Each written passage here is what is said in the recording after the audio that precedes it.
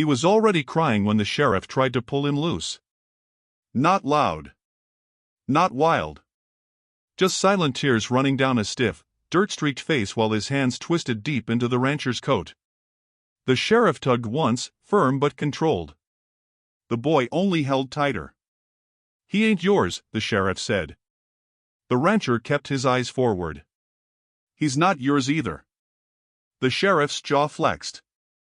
"County says he goes back." The rancher's voice stayed even. "County can say what it likes." The boy's fingers trembled but did not let go. The sheriff crouched, lowering himself so the badge caught the light. "Son, what's your name?" The boy stared past him. "You hear me?" Silence. "You speak?" "Nothing." The sheriff glanced up. "He mute?" "He talks when he needs to," the rancher replied. "Does he?" The sheriff stood slowly. "You don't even know what he's running from." The rancher finally met his eyes. "I know enough." The boy's breathing came sharp and thin. The rancher felt it through the coat. Felt the fear sitting inside that small chest like a stone. "You're scaring him," the rancher said. The sheriff gave a dry laugh. "World's worse than me. I'll handle the world." "That's so." "That's so." The sheriff looked toward the road, then back at the house behind them. "You sign for him, he's your trouble." "He already is." The sheriff reached into his truck and pulled out a clipboard. Papers slapped against the metal door. "Temporary custody. Until county review." The rancher did not read it. He pressed the paper flat against the hood and signed his name. The pen scratched loud in the quiet yard. "You're taking on liability," the sheriff said. "He's been passed around." "Not anymore."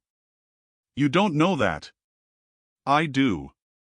The sheriff studied him, then the boy. "Silence like that don't come natural." "It does when folks won't listen."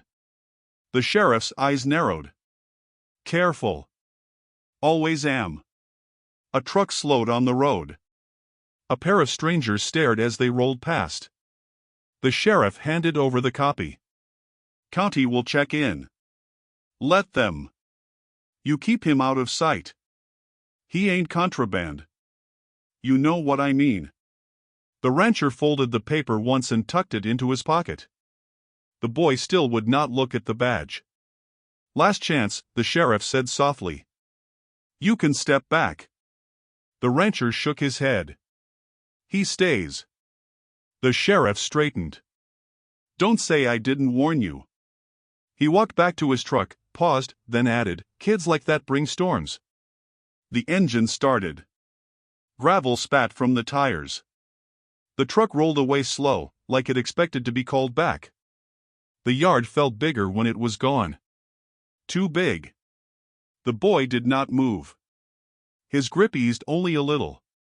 The rancher looked down at him. Dirt lined the boy's nails.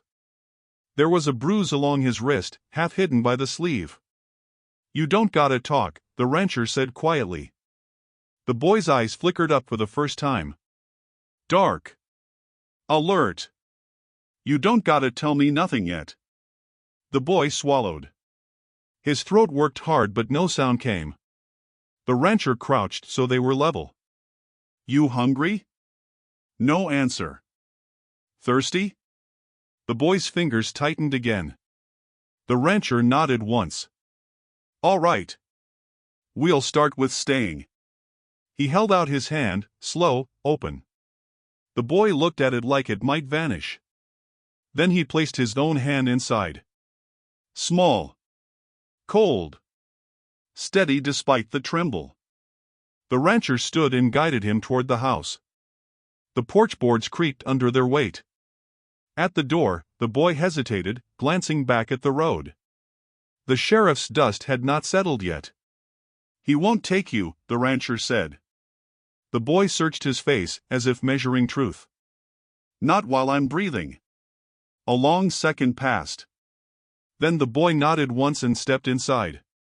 The boy moved through the house like it was full of shadows.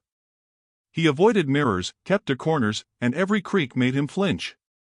The rancher followed at a distance, quiet, giving space, but ready. The kitchen table was set, plates clean, a loaf of bread sliced. The rancher pushed a plate toward him. "Eat?" "Nothing." "You hungry?" The boy shook his head. He stared at the wall. The rancher leaned down, calm. "You don't trust me yet." The boy blinked, then looked away. He had learned not to ask, not to demand. Silence was safer. Night fell hard. A scream tore through the hall, but it was voiceless. The boy clutched the rug, shaking. The rancher sprinted toward him. "You're safe," he said, lifting him off the floor. The boy gripped his own throat, trembling. "It's okay," the rancher whispered. "I'm right here. Nobody else." Outside, the wind rattled the shutters. Every gust seemed alive, full of accusation. The rancher set the boy on his feet. "We're gonna get through this." The boy just stared at the wall, frozen. A knock came at the door. A woman's voice called softly. "Pie. Fresh." The rancher opened the door. A widow, her eyes cautious. "He mute?" she asked. "He chooses not to speak," the rancher said. She shook her head. "Children don't choose silence." Something happened. "They leave pieces behind." The boy watched her from the hallway. Her voice carried warmth and danger at the same time. She set the pie down. "You'll see. Silence like that hides scars." The rancher nodded. "He'll tell me when he can." The boy's eyes drifted toward the back porch, where the well gaped like a dark mouth. He froze, body taut. The rancher noticed. "What's in that hole?" The boy shook violently. His fingers trembled. He could not speak it. The rancher crouched beside him. "You don't have to say a word." The boy looked up, eyes wide. Something inside him screamed in memory, unformed, unvoiced. The rancher could feel it pressing against the boy's chest, a heavy, invisible weight. From outside came the low rumble of a truck. The boy flinched, pressed against the wall. Sheriff's truck, slow, deliberate, passing the house as if inspecting. The boy's chest rose and fell too fast. The rancher placed a steady hand on his shoulder. "They won't touch you here." The boy didn't move. He pointed to the well, just once, a rigid line of a finger. The rancher followed the gesture, squinting down into the darkness. Nothing visible but the black water. The air smelled damp and old. He lowered a lantern carefully, its weak glow reflecting off wet stone. The boy stepped back. He wanted to run, wanted to forget, wanted everything to vanish. The light caught something at the bottom, shapes, small, metallic, unrecognizable. The boy's jaw set. His silence stretched the moment, tense and unyielding. "It's all right," the rancher said. "We'll figure it out." The boy's fingers flexed, restless. He would not speak, would not explain. But his eyes never left the well, watching, waiting. Dinner went cold on the table. The boy refused the bread, picked at the crust without looking up. The rancher ate slowly beside him, quiet except for small assurances. "You can rest here. Nobody's coming for you tonight." Outside, the wind carried distant echoes. Maybe ghosts, maybe memory. The boy shivered, pressing himself against the corner of the kitchen. The rancher reached over, guiding him gently to a chair. "Lean back. It's safe now." The boy did, finally, with a trembling sigh. Hours passed. Darkness filled the corners of the house. Every creak of timber and whisper of the wind seemed to speak secrets. The boy stayed silent, eyes wide, remembering things that could not be named. The rancher kept his hand close, ready if the boy needed. Shadows stretched long, stretching memory and fear into shapes. Yet here, in this worn house, with its peeling paint and sagging beams, the boy began to feel the first flicker of safety, fragile but real. He could not speak yet, but he could stay. The chapter ends with the boy sitting on the porch steps, lantern in hand, peering into the dark well. He had not moved from the shadows, but he had not run. The rancher stood behind him, steady, watching the boy's small, measured breaths. For the first time, the silence felt less like imprisonment and more like protection. The house was no longer just empty walls, it had become a boundary, a promise. And the boy, though still mute, allowed himself to belong to it, if only for the night. The morning came gray and heavy. The boy sat by the window, fingers pressed to the glass, watching the dust rise along the road. Sheriff's boots had already left their mark. The rancher set coffee on the table, black, bitter, just how he liked it. He slid a plate of eggs toward the boy. The boy stared at it. Did not touch. You saw him yesterday, the rancher said. The boy blinked once. He had seen everything. The sheriff, the truck, the words. Nothing escaped him. I know, the rancher whispered. I know more than you think. The sheriff returned before noon, leaning against the gate. Governor's office asking questions, he said. The boy flinched at the sound of the words. The rancher nodded, calm. About a boy? About land, the sheriff replied. Same thing, the rancher said. County's old families, old power. Caldwell's lot. The boy's eyes followed the sheriff, dark and calculating. He didn't speak. He couldn't, not yet. The rancher knelt to him. They control more than you know. The boy pressed his fingers into the table, drawing circles, lines, stick figures. One circle around a hole. The sheriff spat into the dirt. That family built this county. And buried half of it, the rancher said. The boy's eyes went wider, fixating on the sketch he had drawn. He pressed the pencil harder. Lines snapped. The rancher picked up the broken piece. Did they hurt you? The boy shook violently, but said nothing. I know, the rancher whispered, folding the paper into his pocket. The sheriff's truck revved, leaving clouds of dust. The boy watched every inch of the road it cleared. His small hands trembled against the windowsill. Later, the widow returned. She leaned on the doorframe, watching the boy carefully. Caldwells take what they want. Always have, she said. Her voice carried warning, but also pity. Why would anyone leave him here, she asked the rancher. Because silence hides more than noise, he said. The boy turned slowly toward her, eyes dark pools.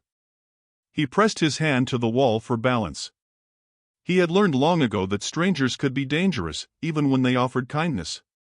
He'll tell when he can, the rancher added. The widow nodded. And when the world finally cracks, it'll be too late for some. The afternoon heat pressed in. The boy wandered to the well again, staring into the black. The rancher followed, slow, cautious. What are you seeing? The boy pressed his small hands to the stone edge, knuckles white. I can't tell, he finally whispered, almost against his will. He did not look at the rancher. The rancher nodded. I know. I'll see too.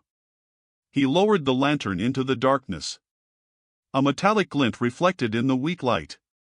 The boy's lips pressed tight.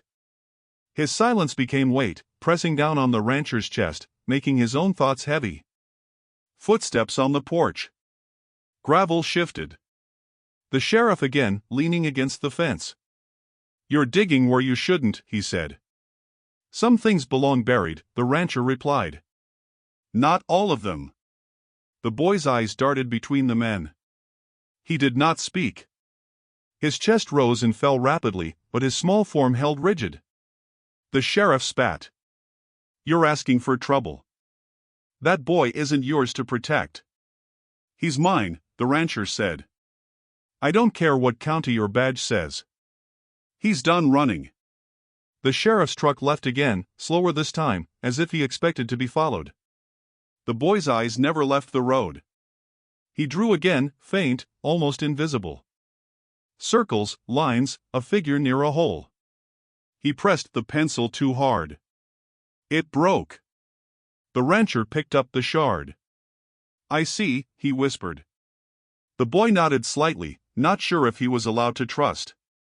I know, the rancher said again. Outside, the wind stirred dust. The house creaked. The well loomed behind them. The rancher placed a steady hand on the boy's shoulder. We'll get there. Together.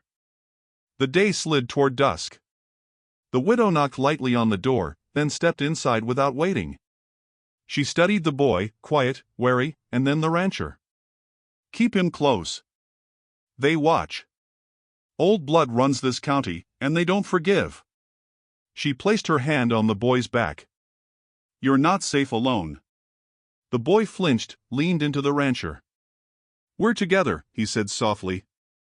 The boy's lips pressed tight. No words, but the movement spoke volumes. The widow left, a shadow in the doorway. The boy stared toward the well again, a tremor in his small hands. The rancher followed. It's not just what's buried down there, he said. It's what's above it, too. The sheriff's truck faded into dust, leaving silence that pressed on the house like a weight. The boy traced the lines of his drawing, then crumpled the paper and hid it in his pocket. His breathing slowed. For the first time since the sheriff's visit, he seemed almost calm. The rancher moved closer, resting a hand on the boy's shoulder. You stay here tonight, he said. Nobody's touching you. Not until you're ready. The boy's eyes flickered.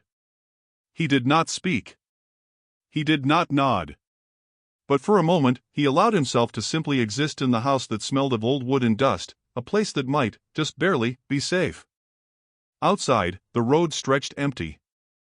The county waited, watching. The boy did not notice. He could only watch the well. The dark water inside held more than stones and mud. It held memory, fear, and the echoes of those who had disappeared before him. He pressed his small hand against the edge, knuckles white. The rancher stood behind him, patient, unmoving. We'll face it all, he said. Together. The boy stayed silent. But in that silence, something shifted. He was not alone. He was seen. And for now, that was enough. The night came sudden and loud. The wind rattled the barn doors as if it had claws. The boy sat on the porch steps, knees pulled up, lantern at his side. A scream of hooves cut through the darkness. The horses were loose, bodies slamming into each other, hooves kicking up dirt and splinters. The rancher ran toward the barn, yelling. Who cut the fence?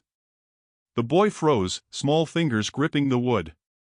His eyes were wide, alert, every muscle taut.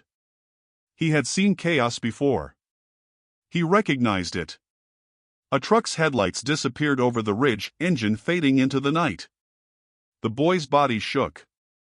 The rancher returned from the barn, breathing hard, hands smeared with blood from a gash on a mare's flank. You see that? He asked the boy. The boy only nodded, silent but tremor in his small shoulders betraying terror. They're not ours, the rancher muttered, scanning the dark. Someone wanted to scare us. The boy's eyes drifted back to the well, black and unmoving. He pressed a hand against the porch railing, steadying himself. The sheriff arrived, slow, cautious. Looks like an accident. His voice carried authority, but not confidence. No, the rancher said, shaking his head. It's not. He crouched beside the boy, keeping one hand on his shoulder. It's deliberate. The boy's fingers twitched, restless, pressed tight to the rancher's coat. He finally pointed to the well, small and insistent. The rancher's gaze followed, noting the boy's rigid stance. Something in him remembered, something unspoken. Inside the house, the boy drew back to the shadowed corner, watching every movement. The rancher knelt, lantern in hand, peering into the blackness of the well. A faint metallic glint reflected in the light. The boy pressed both hands to his chest, shivering. It's okay, the rancher whispered. I see it too. He lowered the lantern slowly, careful not to startle him. Shapes, old and rusted, lay in the water, chain, small metal trinkets, forgotten pieces. The boy's jaw set, silent fury and fear mingled in his gaze. The sheriff cleared his throat, uneasy. You're meddling where you don't belong. The rancher straightened, voice low but firm. Some things don't belong buried. The boy pressed his fingers together, a rigid motion, small hands trembling. His eyes darted between the sheriff and the rancher. He wanted to speak, but the sound would not come. The rancher put a hand on his back, steady. We'll handle it. You don't have to say a word. The boy nodded faintly, small shoulders rising and falling with controlled breaths. The night deepened. The barn was quiet now, horses corralled again, though uneasy. The boy returned to the porch, eyes on the well. He traced the edge with one hand, knuckles white. Every sound, the whip of wind, a distant dog, the echo of hooves in memory, made him stiffen. The rancher stood behind him, patient, unwavering. You're safe, he said. No one's taking you. Not tonight. The boy's lips pressed together, silent confirmation. His small body leaned into the rancher's side, fragile and trusting, but still wary. Lantern light flickered across the house, catching the peeling paint and sagging porch beams. Inside, shadows pooled in corners, heavy with memory. The boy glanced around, then back at the well, sensing more than he could explain. The rancher's voice broke the tension, quiet but commanding. We'll face it. Together. The boy's hands relaxed fractionally. He did not speak. His eyes, however, followed the darkness, absorbing, calculating. The past, the fear, the threat outside, it all gathered in him, shaping silence into armor. By midnight, the barn quieted. The wind slowed. The boy finally allowed himself to sit on the porch steps fully, lantern between his knees. The rancher crouched beside him. You okay? The boy's chest rose slowly, controlled breaths. A small nod. Good, the rancher said. Tomorrow, we start figuring out what was down there. The boy's eyes stayed on the well, shadowed in black. He didn't speak, but he knew the rancher understood. They were bound by more than fear. Bound by what had been hidden and what they were about to uncover. The night stretched long, but for once, they faced it together. The next morning, the boy led the rancher to the well before breakfast. He pointed down with a small, trembling hand. The rancher knelt, bracing the lantern on the edge, and lowered the bucket. Mud and water sloshed as he pulled it up. Inside floated an old sheriff's badge, scratched and tarnished. The boy's small fingers reached toward it, but he stayed silent. That's law, the rancher muttered, hand hovering over the bucket. The boy's eyes did not leave the badge, a mixture of fear and recognition etched across his face. Another pull brought up a child's shoe, waterlogged and frayed. The boy's chest heaved. He swallowed hard, fists clenching. He pressed both hands to his mouth, shaking, refusing to cry aloud. You saw this, the rancher said softly. The boy nodded once, tiny and tense. It's all right. We'll figure it out. The boy's gaze darted around the yard, alert, but still fixed on the well. He knew more than he could speak. The widow arrived quietly, carrying a basket of bread. They used wells, she said, voice low. Quiet places. No one hears a thing down there. The rancher glanced at her. You know this? She nodded. I've seen it before. They hide what they want the world to forget. The boy's fingers fidgeted at the hem of his shirt. He pressed his face into his hands. He could remember the smell, the darkness, the quiet. He could remember too much. The rancher knelt beside him, whispering, It's not your fault. Not yours. The boy's small body shuddered, but he remained silent. The sheriff arrived, his boots crunching in the dirt. His eyes narrowed at the bucket. You're digging on county property, he said. That's trespassing. The rancher stood, hand on the boy's shoulder. It's my land. I decide what's buried here. The sheriff laughed, sharp and bitter. Not for long. The boy's hands clenched.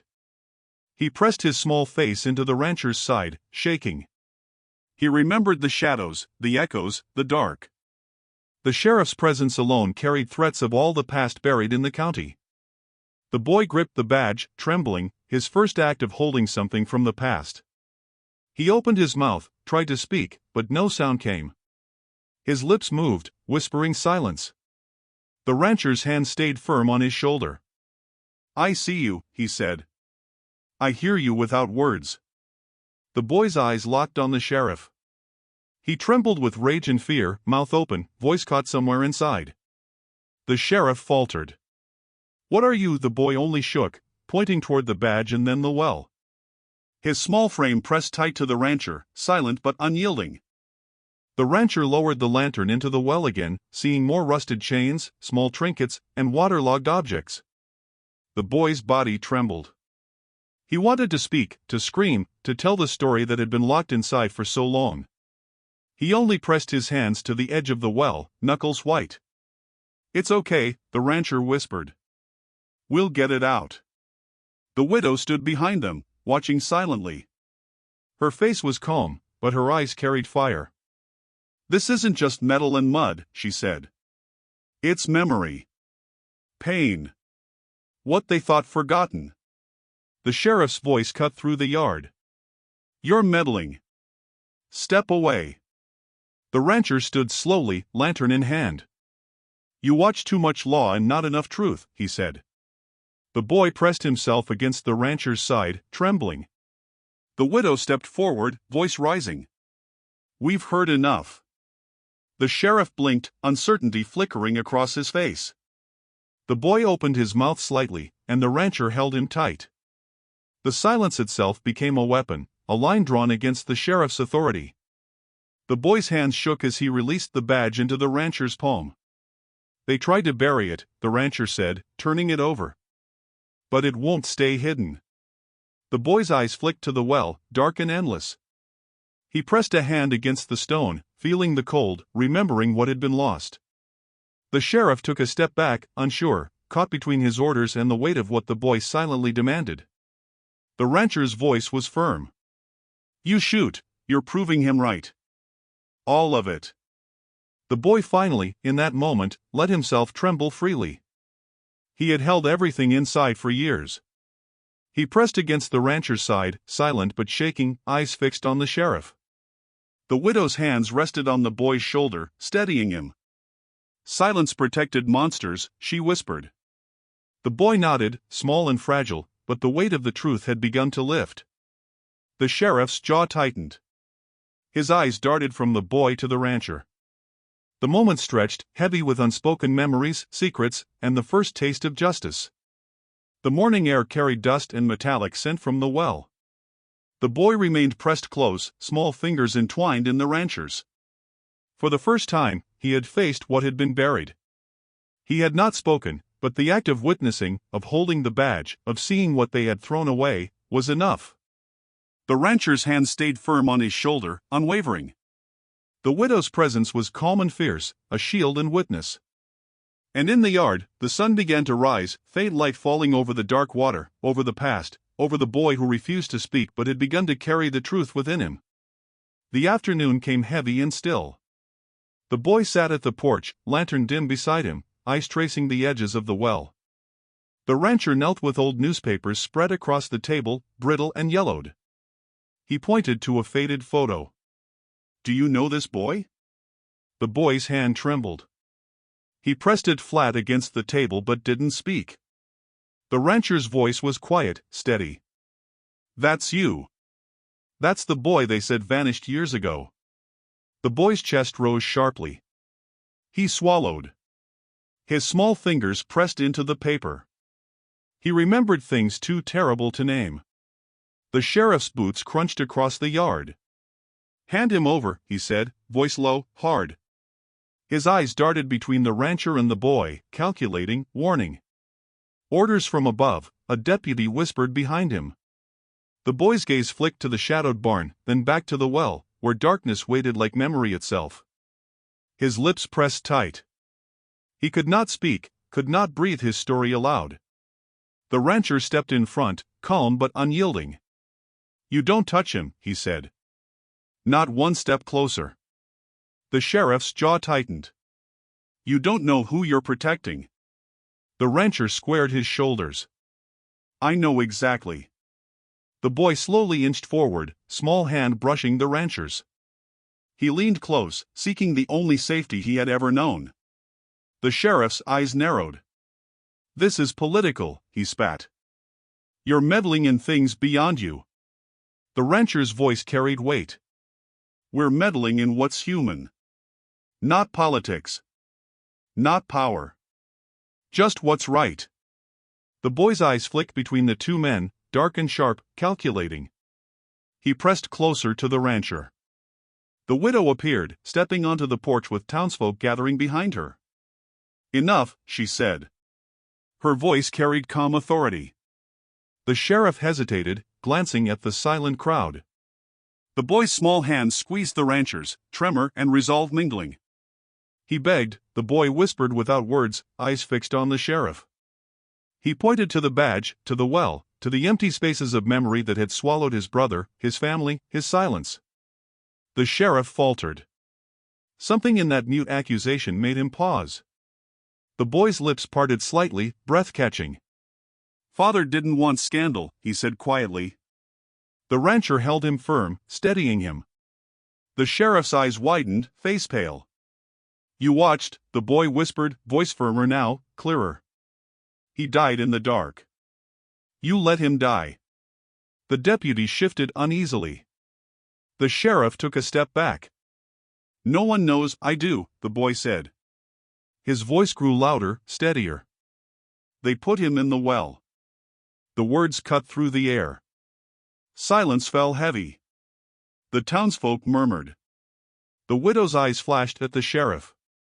"This is what silence looks like." The rancher's hand stayed firm on the boy's shoulder.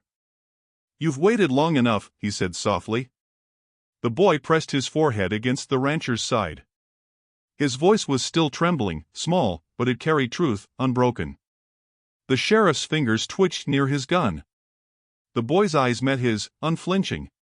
The deputy swallowed. "Orders from above," he said quietly, almost to himself. The sheriff's hands dropped slightly, uncertainty flickering across his face. The boy's small frame straightened. His silence had been a shield. Now his voice became weapon and witness. The rancher leaned closer to the boy, murmuring reassurance. "We're together. All of it. You don't have to hold anymore." The boy's lips trembled, then pressed tight again, silence returning for a heartbeat. He looked at the well, black and endless, memory and fear pooled at its bottom. The sheriff's steps faltered. The townsfolk shifted, whispering, their faces hard and watchful. The boy pressed his hand against the rancher's, small and trembling, but firm. He had been unseen too long. Now they all saw him. The widow's presence was steady, like iron. "Truth comes out in silence and courage," she said. "You cannot bury what lives in memory." The boy's eyes flicked to her, recognition and relief mingling. The sheriff took another step back. His voice cracked. "You don't know what you're claiming." The boy shook his head. His small hand lifted toward the rancher, seeking protection, confirmation. The rancher squeezed back. "I know exactly," he said. The boy pressed close, shoulders trembling, breathing slow, and the weight of the past pressed out of the air between them. The sheriff's gun remained at his side, uncertain. The deputies looked from him to the boy to the rancher. The air shifted. The boy pressed one small hand to the well's edge, then to the badge in the rancher's hand, silent testimony of what had been hidden, what had been taken. The rancher whispered, "You've survived it all. You've done what was needed. They cannot touch you now." The boy's chest rose and fell, small and steady, still silent, but resolute. The weight of memory, fear, and betrayal hung heavy, but he was no longer alone. Night approached. The sheriff finally turned, retreating to his truck. The boy's small frame remained pressed against the rancher, shaking, yet steady. The townsfolk dispersed slowly, whispers fading into the evening. The widow remained a shadow on the porch, eyes sharp, protective. The boy finally let out a shuddering breath. He could not speak freely yet, but the first tremors of voice had emerged, carrying accusation, pain, and truth. The rancher guided him inside, lantern held high. The well waited behind them, dark and endless, holding secrets that could no longer be hidden. Power went out just as dusk fell. The rancher was inside, oil lamps flickering, shadows stretching long across the walls. The boy sat on the floor near the hearth, lantern at his side, watching the shadows writhe. Every sound, creak of timber, whistle of wind, rustle of the barn, made him stiffen. The rancher knelt beside him. "Stay behind me," he said, voice low. Boots on the porch. Slow, deliberate. The sheriff and his deputies. "Last chance," the sheriff called. Silence followed, heavy and tense. The boy pressed his small hands to the floor, chest rising too fast. His eyes flicked toward the well. Shadows moved in the corners of the room, stretching memory and fear into shapes. The rancher's hand rested on his shoulder. "It's okay," he said. "You don't have to speak if you're not ready." The boy's jaw tightened. His lips trembled, almost opening, then closing. The night carried the smell of rain and old dust. Thunder rumbled faintly over the hills. Suddenly, a voice. Faint. Trembling. They pushed him. The sheriff froze, eyes wide. "What?" The boy's small frame straightened. "They pushed my brother." The words barely made sound, but they carried weight. The deputies shifted uneasily. The rancher held him tight. "You're safe," he said. "I'm right here." The boy swallowed. His lips parted again. "You watched," he whispered. The sheriff's face went pale. "What are you saying?" "Father didn't want scandal," the boy said, voice steadier now. He begged. The wind rattled the windows. Lightning flashed, throwing shadows across the walls. "You put him in the well," the boy said, louder, each word carrying accusation, memory, and fear. The sheriff's hand twitched near his gun. The deputies looked at each other. The boy's voice strengthened. "I remember everything." The rancher stepped in front of him. "Don't you dare," he said. The boy pressed closer, shoulder against the rancher's side. He did not cry out. He did not flinch. He had been silent long enough. The widow appeared in the doorway, tall and sharp-eyed. "Enough," she said. Her voice carried calm authority. The sheriff flinched. The deputies hesitated. The boy's lips quivered but did not close. "He begged," the boy said again. "They put him in the well. You let him die." The rancher tightened his grip. "You're not alone," he whispered. The boy's small hand gripped his.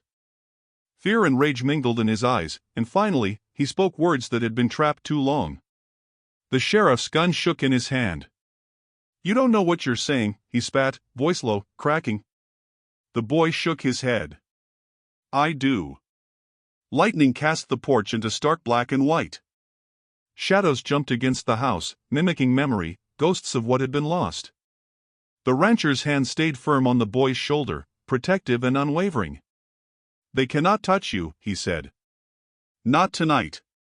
The boy's lips pressed together, silence returning, but his chest rose and fell, steady and unbroken. Outside, the deputies shifted uneasily.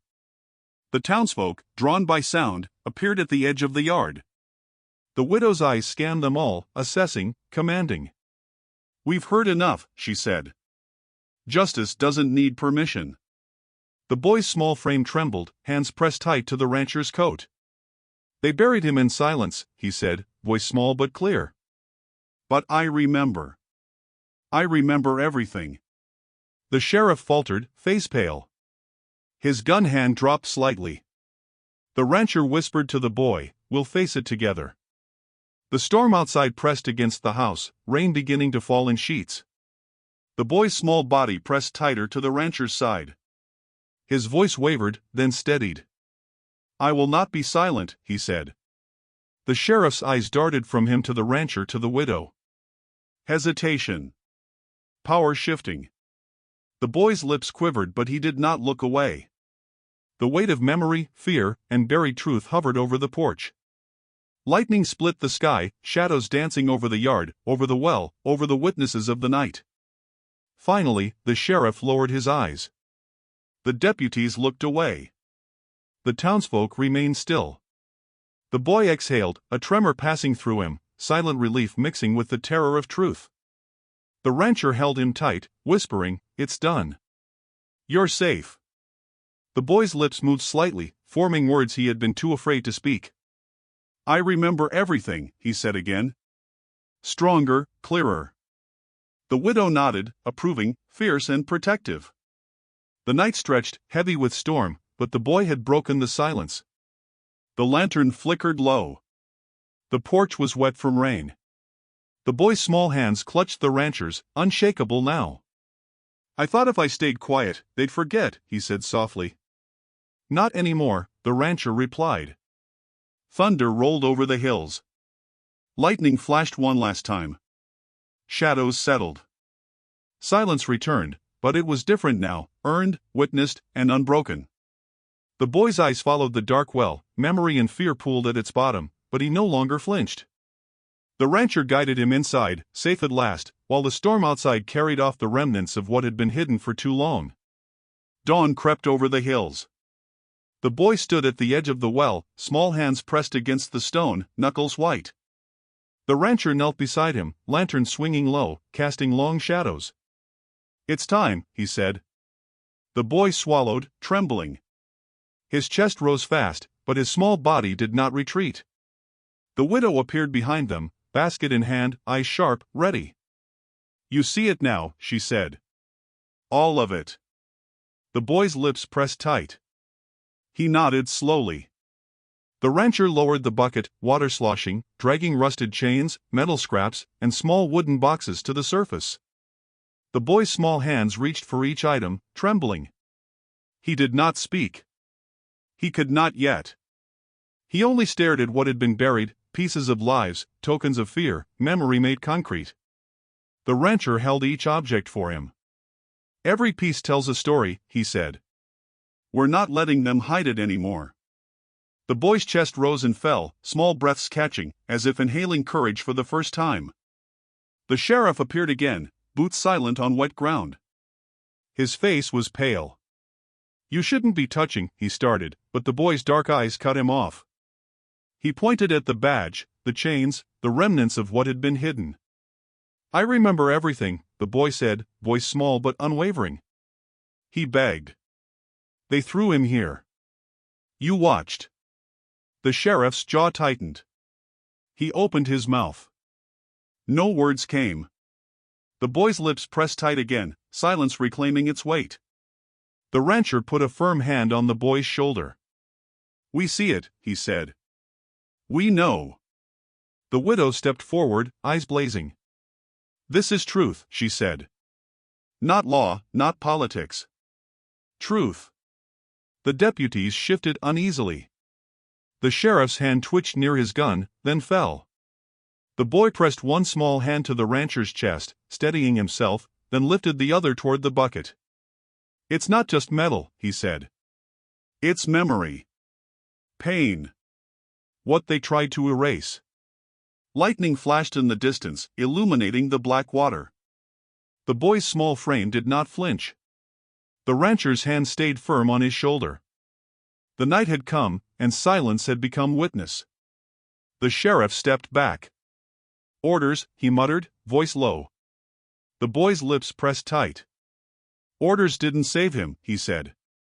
His first words that carried conviction, carrying accusation, carrying truth. The widow nodded. "Finally. Someone speaks." The rancher's eyes met hers. "He doesn't need to yell," he said. "Silence has always been loud enough." The boy's eyes stayed on the bucket, tracing every object, every chain, every piece of memory. He breathed steady now, shoulders squared. He was no longer small and trembling. The townsfolk gathered at the edge of the yard, silent witnesses. The rancher lifted the badge. "They thought they could bury this," he said. "Hide it. Forget it. But it doesn't stay hidden." The boy's lips trembled, but he did not close them. He pressed a hand to the well's edge, feeling cold stone, and the weight of the past. "I remember everything," he said again, stronger, clearer. The widow's hand rested on his back. "You are seen," she said. "And nothing can take that away." Rain began to fall lightly, tapping the roof, dripping into the yard. The boy's small body shivered, not from cold, but from relief and release. The rancher crouched, holding his hands. "It's over. For now."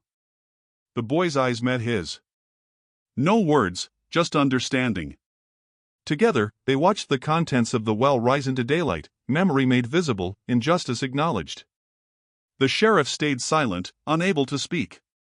The town watched, witnessing, and the boy pressed close to the rancher, trembling but safe. The widow spoke softly. "They tried to erase him. Tried to erase you. But they failed. You remember. You survived." The boy pressed his face into the rancher's side, small hands clinging tight. "I remember everything," he whispered again, barely audible, but resolute. The rancher nodded. "And we'll make sure they don't get another chance." The rain fell heavier, washing dirt and dust from the yard. The well glimmered dark and endless, holding memory, fear, and now acknowledgement. The boy stayed silent, but the silence had become armor, a shield forged in truth. The chapter closes with the boy standing beside the rancher and the widow, hands pressed to the badge, the well, and the relics of memory. The sheriff and deputies retreat, powerless against the weight of witness. The townfolk remain, hushed, watching. The boy finally allowed himself to breathe fully, shoulders loosening. He had faced the past, held it, named it without words, and survived. The rancher rested a hand on his shoulder. "You're not alone," he said. The boy pressed close, eyes wide, shadows of fear lingering but no longer controlling him. He would speak when he was ready. Until then, silence was enough, heavy with truth, unbroken, and finally free. Sunlight fell soft and pale across the porch. The boy sat on the steps, knees drawn up, lantern beside him, though the day made it unnecessary. The rancher knelt at his side, coffee in hand, steam curling between them. The boy traced a finger along the wooden boards, slow, deliberate. Shadows had faded overnight, leaving the house quiet but alive with memory. "You rested?" the rancher asked. The boy's lips pressed tight. He nodded once, small and careful. His silence no longer felt like a cage, it felt like acknowledgement. The widow stepped onto the porch, basket in hand, eyes alert but calm. "Night's over," she said. "Storms pass." The boy's gaze flicked toward the well. It glimmered, dark and patient, holding the echoes of what had been buried. He pressed a small hand to the stone edge, knuckles white. The rancher's hand rested on his back. "We faced it," he said softly. "All of it. And you survived." The boy pressed closer, body trembling slightly, but he did not move away. For the first time, the weight of silence felt like a shield rather than a prison. Voices stirred from the edge of the yard. The sheriff and his deputies appeared, cautious, hesitant. The boy did not flinch. His eyes met the sheriff's, dark and steady. "I remember," he said quietly, lips trembling, but the tone carried steel. The sheriff's jaw tightened. He looked away, uncertain. The deputies shuffled behind him. The townsfolk, gathered in hushed silence, watched from a distance. They had seen, heard, and now bore witness. The boy pressed his small hand to the rancher's side, steadying himself, absorbing the strength he had found in silence and truth. The rancher leaned close. "You don't have to say more," he said. "You've done enough." The boy's lips moved slightly, forming words he could not yet fully release. "It's done," he whispered. The widow nodded, eyes softening but still sharp. "It's always done when someone remembers," she said. The boy glanced toward the well one last time, small fingers brushing the edge. He had faced memory, fear, and injustice. He had held it, acknowledged it, survived it. Silence had served as both shield and voice. Now it was time for the world to catch up. The sheriff shifted, unease etched across his face. "Orders," his voice trailed. The boy shook his head, faint but deliberate. "Not anymore," he said, firm despite smallness. The rancher's hand squeezed his shoulder. They can't control you now, he said. The boy pressed closer. He would not speak more yet, but in that stance, in that small, steady gesture, he had claimed victory. Shadows still lingered in corners, but the house felt lighter. The well held memory, but it no longer ruled him. He had survived the night, survived the silence, survived the power of what had been hidden. The widow knelt beside him. "You're not invisible anymore," she said. Her voice was warm, fierce, and protective. The boy's small body pressed against the rancher's side. His eyes scanned the yard, taking in the people, the house, the horizon. The wind carried dust, the scent of wet earth, and something else, possibility. The rancher guided him inside, steady, careful. He did not rush, allowing the boy to move at his own pace. Silence remained, but it was now full of purpose. He could choose when to speak. He could choose what to carry. The morning unfolded slow and deliberate. Breakfast was quiet, yet comforting. The boy traced the rim of his cup with a small finger. The rancher poured coffee and handed him a piece of bread. He ate slowly, deliberately. Each bite was a claim of presence, of survival, of small agency. Outside, the sun rose higher. The town stirred, but the boy remained anchored in the house, the porch, the yard that had become a boundary, a haven. He pressed his small hands together, knuckles white. He did not speak, but his silence hummed with victory. By noon, the shadows had retreated completely. The rancher placed a firm hand on the boy's shoulder. "You're ready," he said softly. The boy looked at him, small lips pressing tight. Nodded once. The widow appeared at the doorway, watchful. "And you're not alone," she said. The boy's eyes lifted to the sky, then back to the well. He had faced the darkness. He had faced memory. He had faced power and survived. Silence, once a burden, had become a weapon, a shield, and a voice. The rancher stepped back, allowing the boy a small space. He watched him, small hands pressed together, chest rising and falling steady and strong. The widow's eyes softened. "The night is over," she said again. The boy pressed a small hand to the porch rail, feeling sun-warmed wood beneath his fingers. The well glimmered dark behind him, patient and still. He did not move toward it, did not run. He simply stood there, steady. The rancher's hand remained close, protective. The boy's silence hummed with endurance, memory, and quiet triumph. As the day stretched, the boy finally allowed himself to lean into the rancher's side, small body trembling, but steady. He did not speak. He did not need to. He had faced everything. The sheriff had left. The town had seen. The badge, the well, the memories, they were acknowledged. The boy pressed his face into the rancher's coat, safe and steady. Outside, wind stirred dust along the road. The house, worn and peeling, held memory and truth. The boy's silence carried meaning, weight, and the quiet victory of surviving what others had tried to bury. The chapter and the story closes with the boy standing beside the rancher and the widow on the porch. The morning sun paints the yard in pale gold. Shadows have receded, but memory remains, held safely in the boy's small hands and steady chest. He has survived silence, faced fear, and claimed truth without a single loud cry. The rancher's hand rests firmly on his shoulder. The widow's gaze holds protective fire. The well waits, dark and patient, but the boy is no longer ruled by it.